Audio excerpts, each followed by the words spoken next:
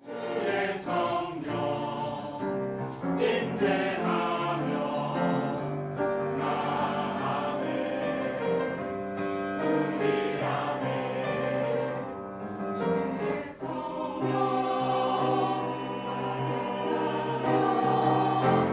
함께하네 주께 아멘. 주의 성령 임하며 외치리 할렐루야. 성령 충만 알게 되리 아멘. 크게 외치리. 오늘 우리에게 주신 하나님의 말씀은 구약 성경에서 봅니다. 구약 성경 1147쪽 애가 3장 59절에 있는 말씀을 장성 목사가 풀어서 번역한 연역본으로 봉독합니다.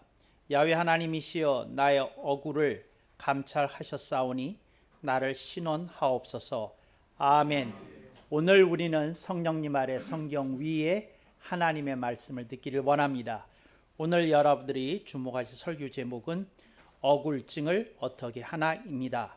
제가 앞으로 그 3차례에 걸쳐서 사물 시리즈를 여러분들과 나눌 수 있기를 원합니다. 첫 번째로 억울에 대해서 나누겠고, 두 번째로 우울증에 대해서 나누겠고, 세 번째로 조울증에 대해서 나누도록 하겠습니다. 그런데 이 주제가 밝은 주제라기보다는 다소 칙칙한 주제이므로 3주 연속으로 하지는 않겠습니다. 그러다가 우리 교회의 전반적인 흐름이 그러니까 침침 이렇게 해질까봐 제가 이것을 3주에 걸쳐서 연달아 말씀을 선포하지는 않겠습니다. 다만 앞으로 한 2달 사이에 시리즈가 억울, 우울, 조울에 대해서 제가 다루겠다는 것만 여러분들이 기억하시고, 또 이것이 사실은 연달아 듣는 것이 말씀의 체계나 또 전반적인 이해에는 더욱 도움이 됩니다. 그런데 우리 교회의 분위기도 중요하므로 이런 어두운 주제를 3주 연속 다루지는 않겠다 하는 저의 방침을 여러분들에게 말씀드리고 양해를 구합니다. 오늘 그 본문으로 채택이 된 애가는 개역 성경에는 예레미야 애가로 번역이 되어 있습니다. 그러나 애가라고 하는 것이 바른 번역이고 바른 명칭이라는 것을 여러분들에게 말씀을 드립니다. 저자로 생각이 되는 사람의 이름을 앞에 붙인다고 한다면 성경은 굉장히 복잡해질 것입니다. 그 다윗의 시편 얼마나 깁니까? 또 사도 바울의 고린도 전서 얼마나 깁니까? 그러니까 예레미야라고 하는 말은 빼고 애가라고 부르는 것이 정당하고 타당한 명칭이다. 이렇게 여러분들에게 먼저 천명합니다. 오늘 애가 중에서 저의 마음을 사로잡았던 구절이 있습니다. 애가 3장 59절의 말씀입니다. 여기 억울이라는 단어가 나옵니다. 그런데 성경 전체에서 억울이라는 단어는 딱 여기 한 곳에서만 나옵니다. 그러니까 애가 3장 59절에 억울이라는 단어가 나와서 저는 굉장히 반가웠고 또 즐거웠습니다. 성경에 이 말씀이 있구나. 또 이런 마음을 품고 하나님께 기도드렸던 사람이 있구나. 굉장히 마음을 설레게 하는 대목이었다 하는 것을 여러분들에게 밝힙니다.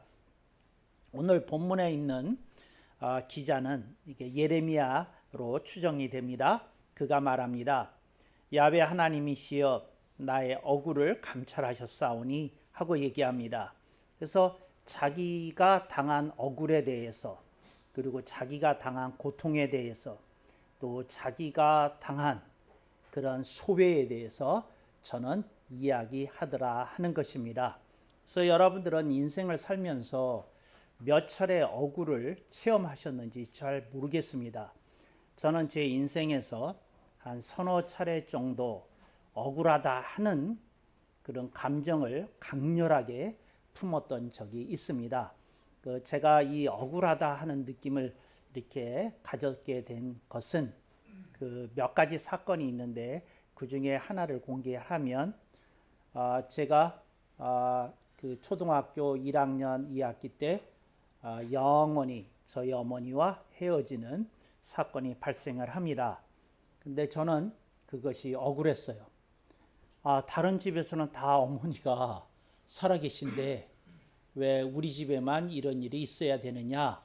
이거 굉장히 억울하게, 그리고 마음에 섭섭하게, 그리고 마음에 아프게 담았던 것을 기억합니다. 그래서 이건 공평한 일이 아니다. 이건 정말 너무 슬픈 일이다. 근데 하나님은 왜 이렇게 하셨을까 하는 생각을 품면서 제 마음속에 억울한 감정이 이렇게 응어리지고, 또 그것이 앙금이 되고, 또 그것이 저의 성격을 이렇게 형성하는데 지대한 영향을 주었던 것을 제가 기억합니다. 그래서 억울이라는 것은 그런 겁니다. 왜 나만 이렇게 심하게 당해야 돼 하는 감정입니다. 이게 억울한 겁니다. 그런데 그냥 그런 게 아니라 내가 겪는 일이 나는 그것이 정당하지 않다고 느끼는 감정입니다. 그렇잖아. 아니 내가 그렇게 심하게 고통을 겪을 만한 무슨 죄를 지었다고 이런 일이 생기는 거야. 이렇게 항변하고 싶은 마음이기도 하다는 것입니다. 그래서 여러분, 억울이라는 것이 찾아오게 되면 사람을 굉장히 흔들어 놓습니다. 그리고 상당히 사람을 후벼 팝니다. 이게 억울이라는 것입니다. 이 억울이라고 하는 것은 사람에게 큰 상처를 안겨다 주기도 합니다. 학폭이라고 하시나요? 학교 내에서 일어나는 폭행 사건을 학폭이라고 부릅니다. 그런데 그 학폭을 겪은 이들이 그 마음속에 생긴 상처의 주제어는 억울입니다. 그러니까 내가 뭐 그렇게 잘못한 일이 있다고 학교 내에서 그렇게 집단 따돌림을 당하고 폭행을 당하고 소외돼야 되고 내가 그런 고통의 과정을 통과해야만 하는가 하는 것에 대한 그런 상처가 오래대로 어떤 이들의 인생을 이렇게 끌고 다니는 것을 볼 수 있습니다. 이런 것을 체험했던 이가 예레미야 선지자였습니다. 그는 하나님이 그 하나님의 말씀을 그에게 선포하도록 이렇게 불러서 이렇게 가르쳐 주셨습니다. 근데 하나님의 말씀을 듣고 이렇게 대언할 때마다 그에게 찾아온 것은 환영이 아니라 저주였습니다. 그에게 찾아온 것은 정말 사람들의 경청이 아니라 핍박이었습니다. 그래서 그는 너무 큰 이렇게 상처가 되었어요. 아니 나는 하나님이 불러서 또 하나님이 그 말씀을 선포하라고 그러셔서 순종한 것밖에 없는데, 아니 사람들이 그냥 안 듣고 그렇게 안 하면 그만이지 그걸 가지고 오히려 나를 공격하고 나에게 돌 던지고 감옥에 가두게 하고 매질을 하고, 그리고 나를 철저히 명예를 유린하는 그런 일들을 어떻게 사람들이 할 수 있단 말이냐 하는 그런 자기가 겪은 모든 핍박의 그 총합체로서 그런 자기의 감정을 한 단어에 담습니다. 그게 억울함이라는 겁니다. 억울하다, 억울입니다. 그래서 여러분에게 얼마나 많은 억울이 있는지 저는 잘 알지 못합니다. 어떤 분이 그 마트에를 갔어요. 근데 어떤 40대 된 부부가 밝게 웃으면서 장을 보면서 여보 뭘 살까?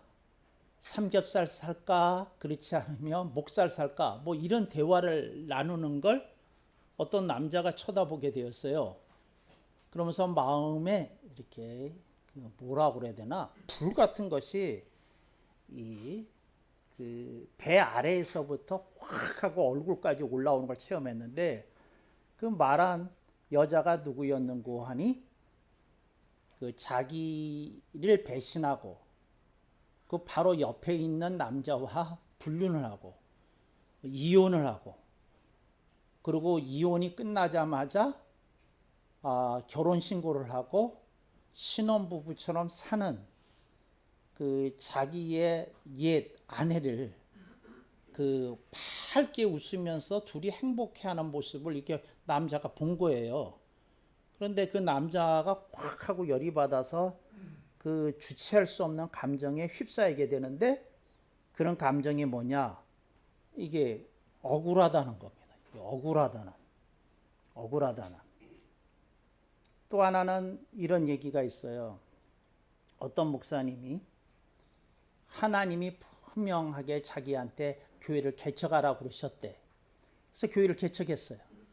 있는 돈 없는 돈 다 털어가지고 그 상가 건물을 얻어서 2층에서 했어요. 근데 교회가 안 되는 거예요. 그리고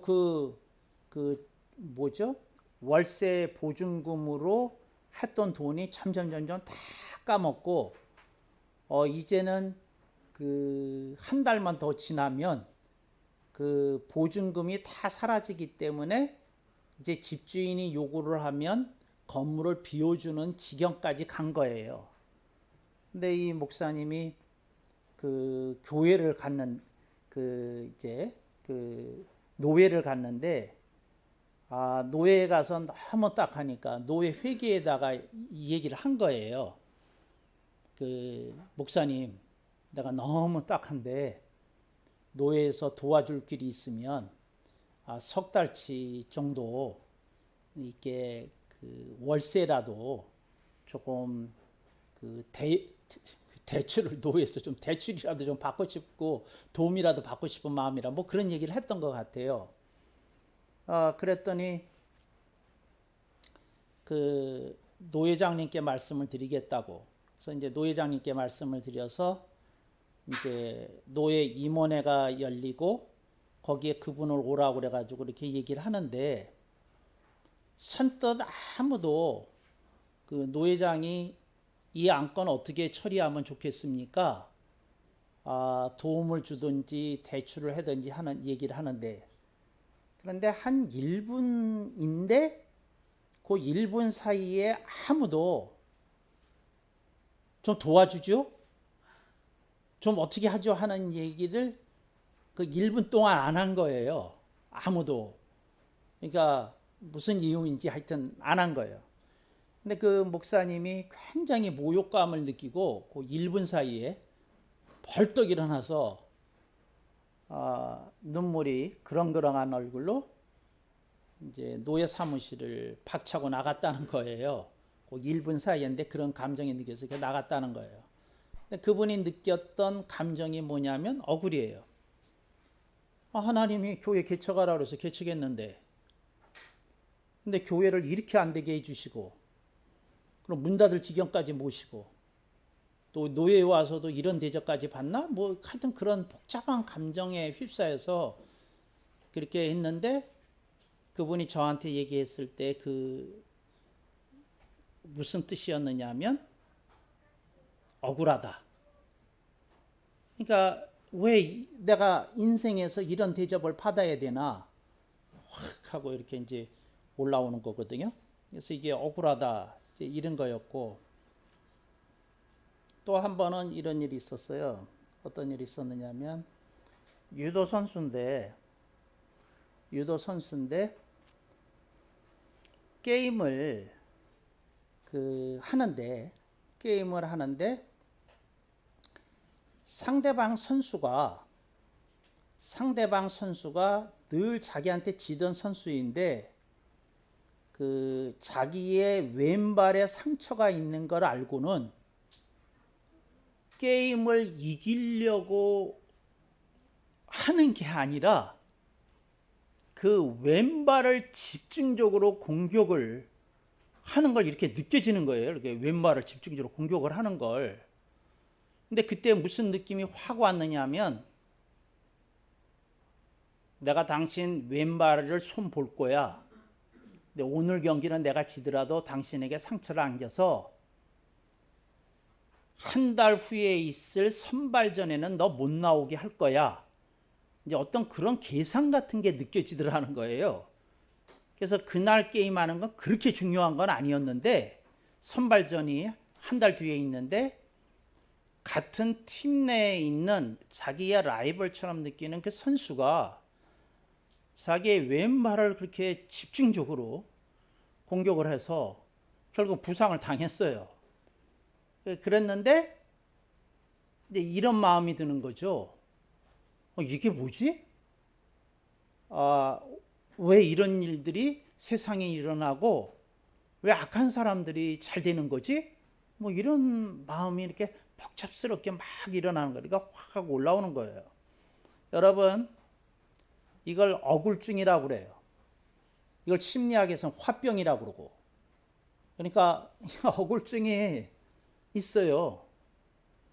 그래서 이 억울증에 걸리는 사람들 있는데 이걸 어떻게 하면 좋냐? 이제 이런 거거든요. 또 억울증 중에 이런 게 있어요. 이제 조금 있으면 추석이잖아요. 추석이면 가족이 이렇게 모이잖아요. 형제든지 뭐든지 다 모이잖아요.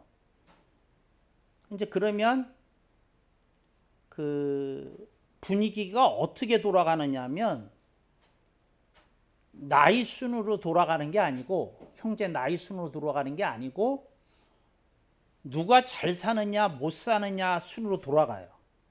친척들이 모이든지 형제들이 모이면 누가 잘 사냐 뭐 하느냐 그 순으로 이렇게 비슷하게 이렇게 분위기가 돌아가는 게 있거든요. 근데 그렇게 돌아가게 되면 거기서 내가 정당한 대우를 못 받고 있다고 생각이 들면 뭐가 복받치는 거예요. 이 억울증이 이렇게 생기는 거예요. 이게 뭐냐?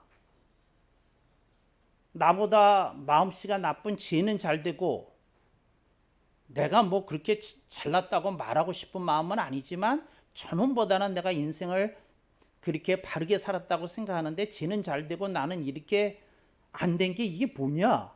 이걸 내가 뭐 어떻게 받아들여야 되냐? 뭐 이런 생각, 복잡한 생각들이 있어요. 이게 명절 때 특히 심해집니다. 이게 억울이에요. 이게 억울. 여러분들은 전혀 호응이 없는 걸 보니까 억울한 일이 하나도 없으시죠? 네, 행복하게 새누리교회를 다니시니까 그렇겠지만 이제 뭐 행복한 느낌 가지고만 사시죠. 근데 이게 억울이 있거든요. 근데 예레미야 선지자에게 이게 굉장히 중요한 주제고 기도 제목이었어요. 그래서 뭐라 그러냐면 이렇게 기도해요. 야훼 하나님이시여 나의 억울을 감찰하셨사오니. 이건 조금 의역한 거거든요.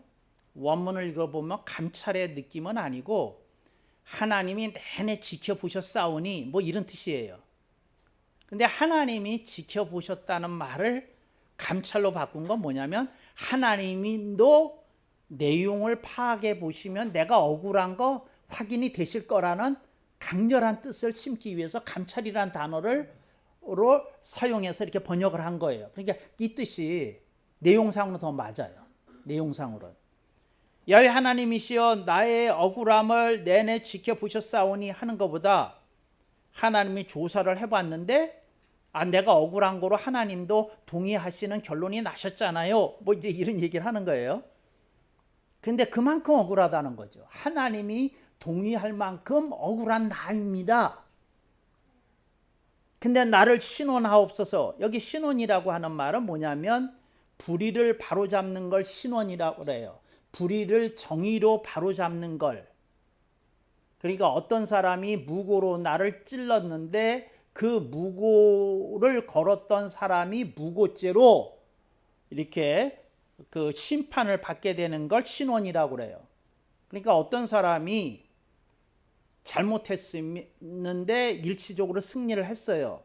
그런데 그걸 뒤집어 엎어서 정당한 정의가 승리하게끔 만들고 그렇게 결론을 내는 거, 그게 신원이에요.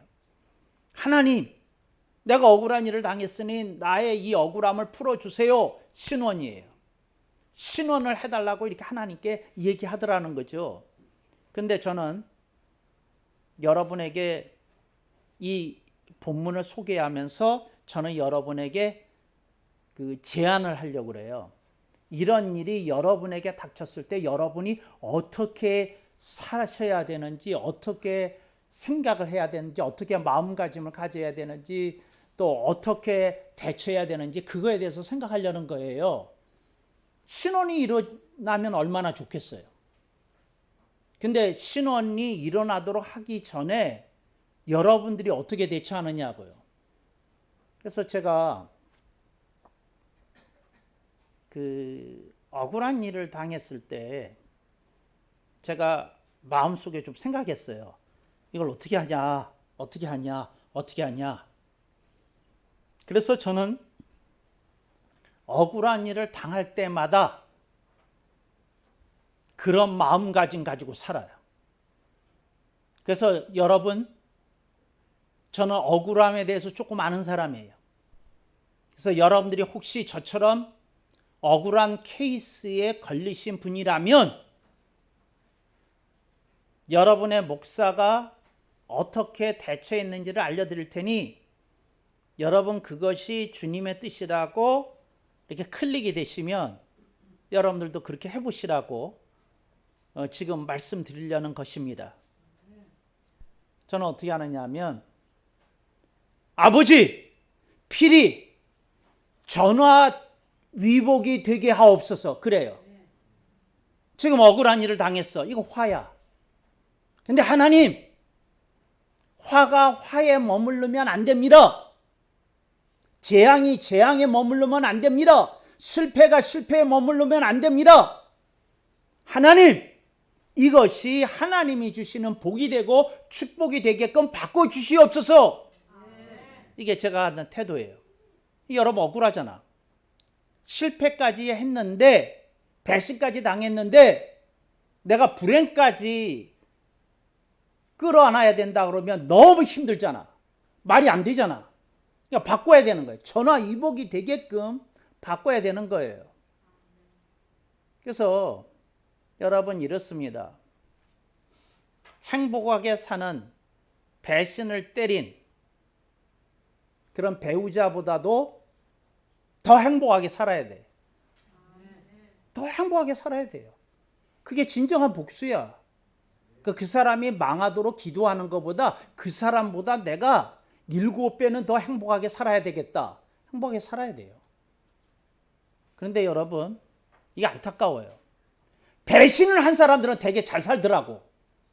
근데 배신을 당한 사람들이 화병에 걸려서 오래 못 살더라고. 여러분, 여러분에게는 거룩한 의미가 있어. 억울함에 걸렸다면. 여러분은 무조건 행복해야 돼.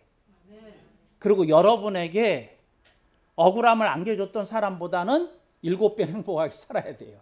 거룩한 의무야, 책임이야, 사명이야, 미션이야. 여러분 그렇게 사실 수 있기를 바랍니다. 그러니까 이거 그렇게 살아야 되는 거예요. 그렇게 살아야 돼.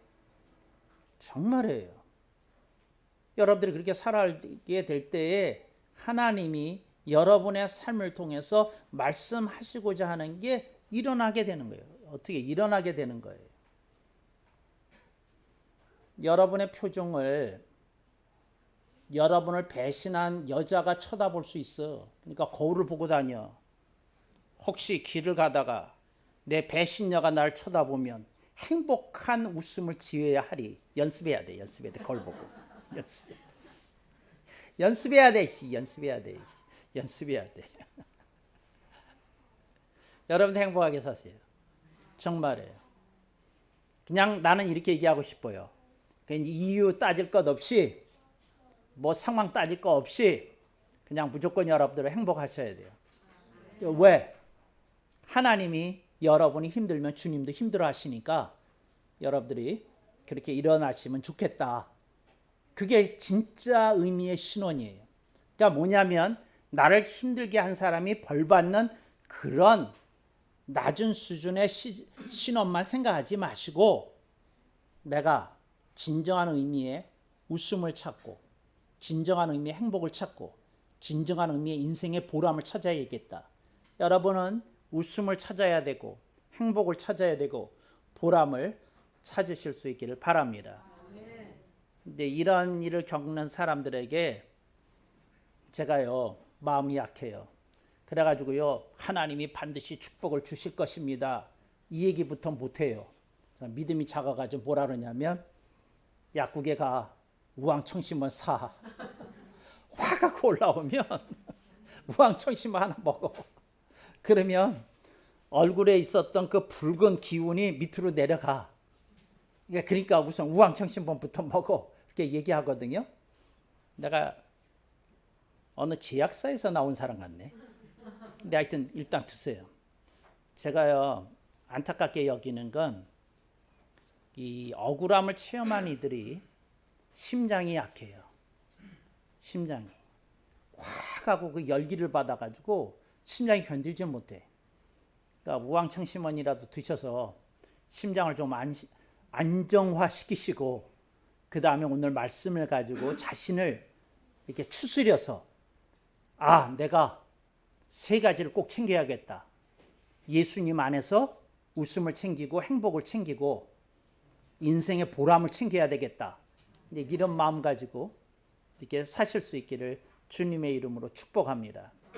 하나님이 예레미야 선지자에게 나중에 이제 승리를 주셔요. 그런데 그 과정 속에서 굉장히 어려움을 당해요. 그런데 그런 것을 통해서 하나님께서 우리들에게 이런 말씀을 하시는 거예요. 얘야, 인생의 어려운 터널의 과정이 있을 수 있다는 겁니다. 그러나 하나님은 우리의 인생을 보고 계시고, 우리의 인생을 통해서 야훼의 깃발이 찬란하게 휘날리고 꽂히는 그날을 하나님은 예비하고 또 그렇게 역사를 주재하고 계시다는 것입니다. 그러니까 하나님에 대한 그 믿음을 가지고 그렇게 사실 수 있었으면 좋겠다, 이제 그런 생각을 해요. 하나님이 그런 이들에게 하나님이 큰 축복을 내리시고 하나님의 위로가 임하게 되는 줄로 믿습니다. 어떤 분이 사업이 망했어요. 그랬더니 자식들도 다 등을 동지더래요. 그래가지고 이제 쪽방에 살아요.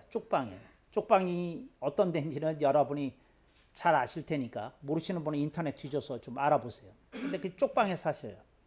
단칸방에 모든 게 다 있어. 그리고는 한여름에도 창문도 없는 그 방에서 선풍기 하나 가지고 버텨요. 겨울에는 전기장판 하나 가지고 버티고. 이제 그러면서 이렇게 사시거든. 그리고 주로 먹는 건 라면이고. 그런데 어느 날 사탄이 와서 이분한테 속삭이기 시작한 거야. 왜 사니? 그렇게 살고 싶니? 차라리 죽는 게 낫지 않을까? 이런 이제 속삭임을 계속 주더래요.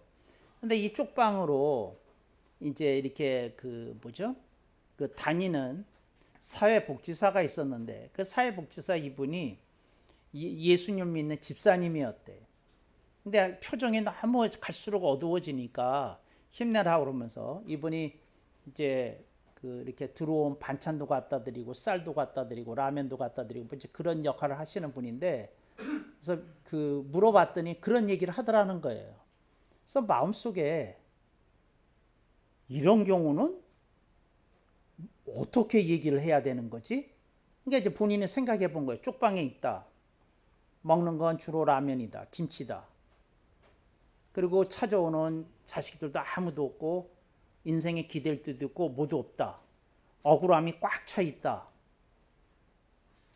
그래서 이 집사님이 그걸 얘기하신 분한테 이렇게 컴퓨터로 글귀 하나를 뽑아가지고 갖다 붙여줬대. 벽에다가 이렇게 탁 하고 붙였대.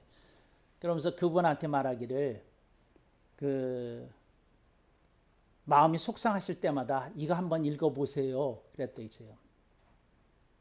근데 거기에다 뭐라고 이렇게 붙였느냐면, 쓴 글이었느냐면, 예수님은 나보다 더 억울하셨다. 그걸 벽에다 붙여놨다는 거예요. 예수님은 나보다 더 억울하셨다. 근데 그 할아버지가 얘기를 한 거예요. 그걸 보는데 눈물이 나면서 이렇게 마음속에 있던 어떤 응어리 같은 게 내려가는 걸 체험했다는 거예요. 예수님은 나보다 더 억울하셨다. 그걸 보는 순간 그냥 이렇게 뭐가 이렇게 그 뭐죠? 10년 묵은 채증이라고 그러나요? 그냥 그게 이렇게 팍 하고 내려가는 느낌을 받았다고 그래요. 예수님은 나보다 더 억울하셨다. 그래서 저는 여러분한테 이렇게도 표현하고 싶어요. 여러분, 우리가 믿고 사랑하는 주님이 억울함의 원조이십니다. 원조이셔요. 원조. 아니 억울한 거로 따지면 예수님보다 억울한 분이 어디 있어? 평생 공생애 내내 병자들을 고쳐주셨어. 평생 내내 말씀을 가르쳤어. 평생 사랑만 주셨어. 근데 예수님께 찾아온 건 십자가였고 사형수였고 그리고 그 옷까지 벗김을 당하는 수치와 모욕이 찾아왔고 세상으로부터 저버림을 당했고 제자로부터는 배신을 당했고 이제 그런 게 찾아왔거든요. 그런 예수님이 우리에게 말씀하시더라는 거죠. 얘야, 인생에 보람이라는 건 네가 생각하는 것에 의해서 결정지지 않는다는 거예요. 여러분들이 그거 생각하면서 이렇게 쫙 추스려야 돼. 이렇게 붙들어야 돼. 이렇게 해서 일어서야 돼요. 그래서 여러분들이 어떤 상황 속에서 자신을 판단하는 것에 너무 매몰되지 않도록 조심하셔야 돼요. 하나님이 우리들에게 그런 감정이 찾아올 때 거기에 이렇게 파묻혀지지 않고 그러지 않고 이렇게 지낼 수 있도록 얘기해 주시는 그런 주님에 대해서 여러분들이 증언하고 증거하고 또 그런 주님을 붙들고 여러분이 일어날 수 있으면 얼마나 좋을까, 이제 그 생각을 합니다. 저는 가끔씩 그 생각을 하거든요. 가끔씩. 저도 텔레비전을 보니까 TV 보면서 무슨 생각을 하냐면 저는 개인적으로 이 세상에서 제일 불쌍한 분들이 연예인 같아요. 연예인. 얼마나 많은 사람들이 쏟아져 나오겠어요. 얼마나 많은 사람들이. 근데 한때 인기를 끌었지만 얼마 지나지 않으면 뒤안길로 다 사라지잖아. 계속 꼭대기에 있는 사람은 극소수고 다 사라지잖아. 근데 그분들이 한때의 영화를 누리다가 사람들에게 잊혀짐을 당할 때에 그들의 마음속에 이렇게 그 뭐라고 설명할 수 없지만 석연치 않은 어떤 억울함이 얼마나 많겠어. 그리고 대중으로부터 버림을 받았다는 그 어떤 느낌이 하여튼 본인 속에 어떻게 형성이 얼마나 자주 되겠느냐고. 그러니까 여러분들은 유명하지 않은 걸 참으로 행복하게 생각하셔야 돼. 정말이야. 꼭대기 올라갔다가 내려와 봐. 그거 얼마나 처참하겠나. 올라가지 않은 것도 큰 복이에요. 근데 그런 걸 생각을 하거든요. 근데 어떤 분이 올라갔다가 밑바닥을 체험한 거야. 꼬라지가, 그 본인의 말이에요. 꼬라지가 말이 아니라고. 막 그래. 근데 다큐를 찍는 그 뭐죠? 팀에서 연락이 왔어요. 그 꼬라지를 좀 찍게 해주시면 2천만 원을 드리겠다고. 근데 이분이 돈이 급한 거야. 그래서 그거를 받고 그걸 찍어.